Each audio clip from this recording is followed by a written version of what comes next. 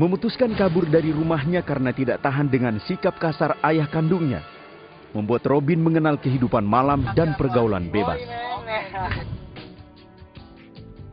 Pertama kali dia kabur dari rumah bawa mobil itu tambah gila-gila lagi. Kita megang sebuah kafe juga, banyak perempuan juga sana, ya kita pegang di situ. Perempuan malam juga saya bebas saya pakai, karena sebelum mereka masuk ke tempat kafe itu kita harus langkahin saya dulu kan gitu, harus saya kata coba dulu gitu kan. Coba dulu. Jadi apa ya? Saya mencari kebahagiaan seperti ini gitu loh, saya mencari damai sejahtera hidup saya seperti ini gitu loh. Robin tak menduga ternyata kebahagiaan yang ia rasakan adalah kebahagiaan yang semu dan sesaat. Sewaktu saya menyendiri seperti itu, saya di kamar merenungkan, dia juga sekalipun saya udah mabuk atau sekalipun masih sadar, tapi terkadang hati kecil saya, kok saya seperti ini, kok saya tuh gak ada yang suka sama saya, orang tua saya.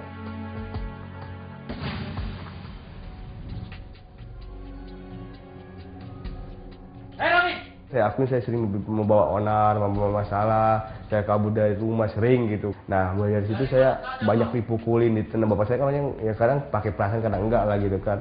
Akhirnya saya dipukulin, ditonjokin, ditendang. Seakan-akan saya tuh kayak anak buangan, kayak anak sial lah gitu, tinggal di rumah itu. Ada rasa ini kenceng banget balas dendam saya, jadi seakan-akan saya sukses dari dia. Saya jatuhkan semuanya, saya bikinlah, suruh orang buat pukul dia apa bunuh dia lah gitu kan. Buah dari kebencian yang Robin simpan selama ini membuatnya mendendam dan seringkali melakukan rencana-rencana jahat. Dalam hati saya udah rasa dendam tinggi banget gitu. Kapan mau saya ambil barang? Udah niat mau hancurin harta mereka gitu. Bisanya cuma mobil aja, akhirnya udah saya kabur aja bawa mobil sama duit gitu. Disitulah saya langsung bebas gitu dari orang tua, bebas dari semuanya lah gitu.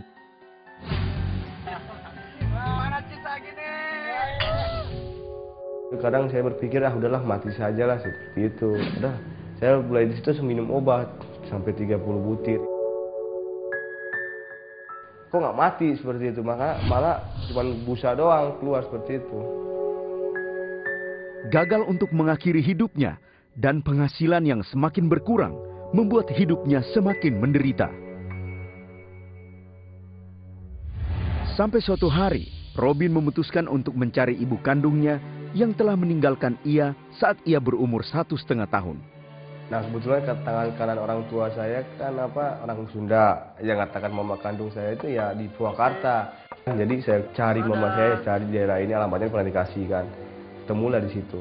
Ya Tuhan, Robin, mama, maafin mamanya saya. Nah, saya dipeluk, saya nangis langsung, tapi lama tinggal di dia itu kemudian saya lihat mama ini kawinnya 5 kali, kawin cerai kan. Saya juga bosan, saya nggak mau caci maki orang kan gitu kan. Karena saya lihat orang tua saya seperti itu, ya udahlah saya maunya sebatang kara aja lah. Saya anggap orang tua saya udah mati dua-duanya gitu. Melihat perilaku sang ibu yang sering berganti-ganti suami, membuat Robin tak nyaman. Ia pun memutuskan untuk berpetualang meninggalkan ibunya. Namun saat ia berpamitan, ibunya membekalinya dengan sebuah ilmu. Saya pasangin aja sih, pasangan saya susuk, ada 7 atau ada 9 itu kan.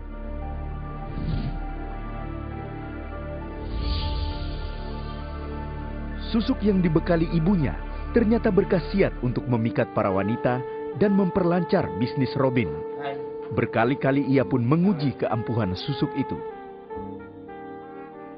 Ya semenjak saya pakai susuk dari orang mama saya itu, ya saya otomatis mau ngetes dong kan. Ya saya tes, akhirnya susuk yang saya pakai ini akhirnya yang berhasil. Contohnya seperti ya waktu saya menggoda perempuan, dia mau, ya akhirnya saya hancurkan perempuan itu, maaf kata, langsung saya jual perempuan itu. Karena saya orangnya gimana ya, udah selesai gitu, seperti itu. Banyak wanita yang menjadi korban dari rasa penasaran Robin, hingga sebuah tawaran kembali membuat Robin semakin larut dalam kenikmatan.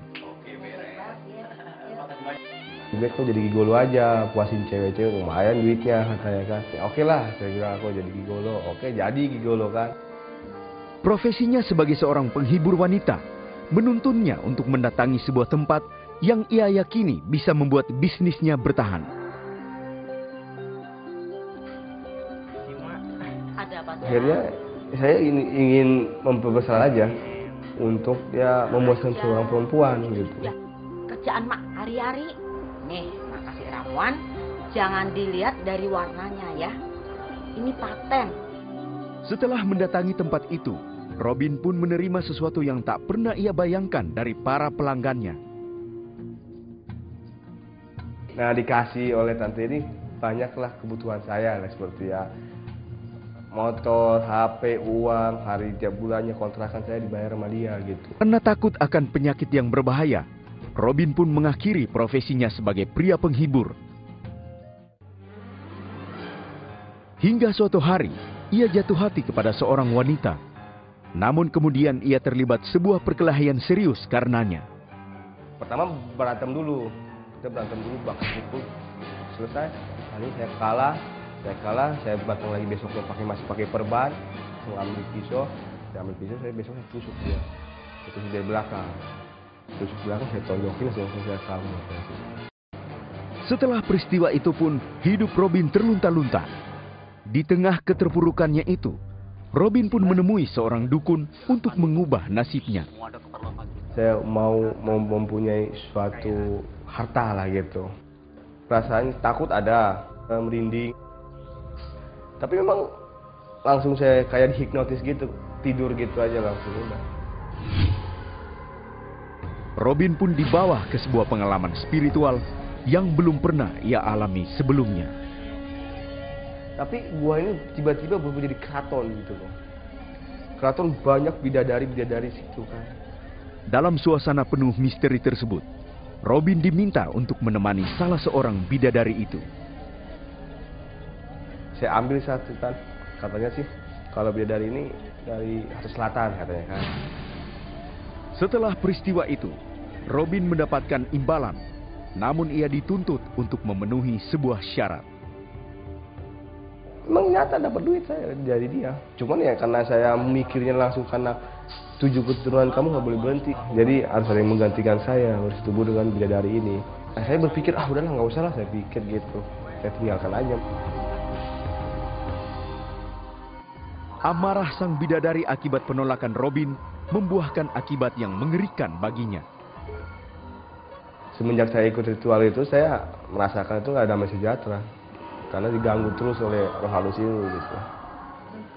Untuk ganggu dalam mimpi, tampar-tamparan sama dia, baru tarik-tarikan saya suruh ikut dengan alamnya dia. Saya bilang saya nggak mau gitu, baru ada suara ketawa, ada yang suara kamar mandi, seperti itu ganggu terus lah. Jadi saya nggak mau, gitu. Saya tetap dengan pendirian saya nggak mau gitu. Bayang-bayang dari roh jahat itu tak memutuskan kebiasaan Robin untuk mengkonsumsi barang haram tersebut. Hingga suatu hari, seorang temannya melaporkan Robin kepada aparat. Polisi ngeredah saya karena teman saya ketangkap. Saya kira bahan nggak ada sama saya gitu kan. Tentunya bahan ada sama saya. Pas geledah, akhirnya ketemu lah bahan satu garis kan. Saya kira bahan dari mana? Namun di balik jeruji besi itu, Robin berkenalan dengan seorang yang berpengaruh besar dalam peredaran narkoba. Nah, kebetulan juga saya seorang kenal sama bos ini, ya akhirnya saya ikut sama dia, jadi kaki tangannya dia saya. Selama saya di penjara, apapun dia minta saya kasih. Ada yang noel dia, saya turun, saya pukul. Kenapa? Karena di dalam pikiran saya, gara-gara dia saya bisa sukses nih. Jadi saya lihat, oh ini kawan ini bisa diajak kompromi, bisa diajak berbisnis gitu. Setelah bebas dari penjara, Robin pun semakin gencar memasarkan narkoba berkat informasi dari temannya sewaktu dalam bui. Mulai dari situ saya sukses. Saya bisa beli apa, dari situ saya udah bisa apapun saya mau bisa lah. Di tengah kesuksesannya sebagai bandar narkoba, Robin tak menduga bahwa dirinya masuk dalam daftar target pencarian orang oleh Kepolisian Republik Indonesia. Saya kan sering banyakkan masalah terus kan, di daerah itu banyakkan masalah. Akhirnya saya langsung bukan TO lagi, DPO, daftar pencarian orang langsung. Saya nggak tahu kemana tujuan hidup saya akhirnya telepon pacar saya. Kamu di mana? Bekasi, ngapain? Ya, lagi nyantai. Bisa nggak kamu tolong bantuin saya? Kenapa? Saya lagi butuh orang nih butuh tempat nih, nggak ada tempat tidur, nggak ada tempat apa, saya sengsara di sini. Mentok saya di sini. Bagi Robin, tak ada lagi tempat untuk ia tuju. Namun ternyata kekasihnya menyarankan Robin untuk datang ke sebuah komunitas rohani dan tinggal di tempat itu. Tujuan saya masuk ke komunitas rohani ini awal saya pertamanya pelarian. Nah, ada berapa bulan kemudian saya ikut komunitas rohani ini, saya mulai mengerti apa katanya firman Tuhan, atau siapakah Yesus, siapa ini, saya mulai mengerti di situ. Ada dibilang judulnya, sekalipun orang tua kamu meninggalkan kamu, tapi aku masih tetap menerima kamu, seperti itu. Kalau dipulihkan. Kemudian menusuklah ke hati saya, tiba-tiba lepas, gitu aja kan. Dalam hati, apa yang mau dilepas? Saya bilang kan, lepas, gitu aja terus kan. Akhirnya ya udah, langsung saya tunduk, diam sebentar. Tiba-tiba Robin mengalami sebuah kejadian yang belum pernah ia alami seumur hidupnya. Saya meronjak ke sana, meronjak ke sini kayak orang yang kesurupan, seperti itu.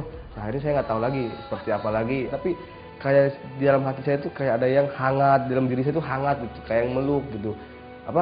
Kayak ada yang bawa saya, yang gendong saya lah, seperti itu. Jadi ya saya yang jelasnya yang penting Tuhan lah yang gendong saya. Perlahan-lahan Robin mulai merasakan damai sejahtera menyentuh hatinya dan ia pun menyadari semua kesalahannya. Ya karena di dalam hati saya ini kebanyakan kekosongan Tuhan, seperti itu. Saya kebanyakan rasa dendam, rasa iri hati, rasa dengki, banyak lah yang dalam hatinya, kekecewaan lah dari orang tua saya, keluarga saya.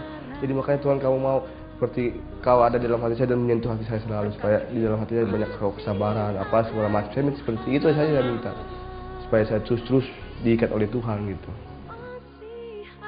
Tuhan datang ke dunia ini bukan mencari orang yang benar, tapi mencari orang yang berdosa. Oh iya, saya mengaku tuh saya kepada Tuhan. Saya ngaku kepada Tuhan, saya akuin saya perempuan berapa orang saya hancurkan. Robin pun mengalami kasih Tuhan dalam hidupnya hingga ia dapat mengampuni orang-orang yang pernah menyakitinya, terutama ayah dan ibu kandungnya. Ia pun sudah bebas dari ikatan ilmu hitam, dan kasus Robin pun telah ditutup oleh pihak yang berwajib. Dan kini Robin pun menemukan arti hidup yang sesungguhnya. Sewaktu saya, kalau misalnya ada godaan itu semakin kencang terhadap saya seperti narkoba atau wanita, katanya iblis mau menggoda terus seperti itu di dalam kelemahan saya, otomatis saya berdoa kepada Tuhan supaya saya lebih kuat lagi dalam Tuhan. Ya saya lihat dia udah berubah ya orangnya, dari beringas, dari sekarang udah mulai sabar, dia sudah bisa menahan amarah dia. Kalau misalnya dia nggak suka, dia kan sedikit langsung meluap-meluap, tapi dia dengan berjalan dengan waktu, makin lama dia masih bisa mengontrol temperamen dia. Ya, saya tidak lihat lagi dia seperti main perempuan atau dia narkoba atau apapun lah namanya itu yang jelek-jelek dilakukan, itu sudah dilepas semua. Ya, kalau tidak ada niat dalam diri saya bertobat, tak mungkin saya bisa bertobat seperti ini. Saya berterima kasih juga buat Tuhan karena Tuhan yang menobatkan saya. Kalau kekuatan saya nggak bakal bisa seperti ini.